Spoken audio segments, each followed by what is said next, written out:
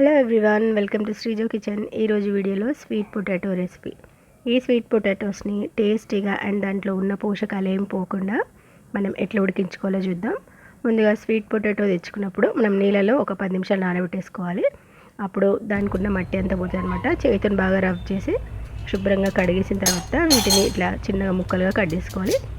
కొంచెం చిన్నవి medium size అయితే మనం డైరెక్ట్గా ఉడికించుకోవచ్చు. ఇది కొంచెం పెద్దగా ఉన్నాయి కాబట్టి అట్లా ముక్కలుగా కట్ చేసేసుకొని ఒక అడుగు మందంగా ఉన్న గిన్నెలోకి వేసేసుకోవాలి. లేదా కుక్కర్ ఉంటుంది కదా, కొంచెం గట్టిగా ఉంటుంది కదా, దాంట్లో వేసేసుకోవాలి.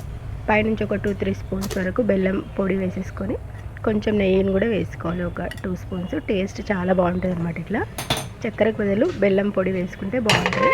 సో ఇప్పుడు స్టవ్ ఆన్ చేసుకొని సిమ్లోనే పెట్టేసేయాలి స్టవ్ని. దానిపైన ఒక మూత పెట్టేసి దాంట్లో కొంచెం వాటర్ పోసేసి మూసేసి ఒక 5 నిమిషాలు ఉడికించాలి సిమ్లో పెట్టేసి.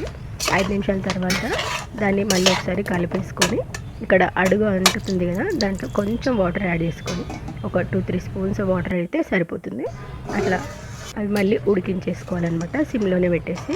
చూస్తున్నారు కదా ఎంత మంచిగా ఉడికిపోయిందో. ఒక 10-15 నిమిషాలలో మనకు ఇవి మంచిగా ఉడికిపోతాయి అనమాట. చాలా సాఫ్ట్గా, టేస్ట్ కూడా చాలా చాలా బాగుంటుంది.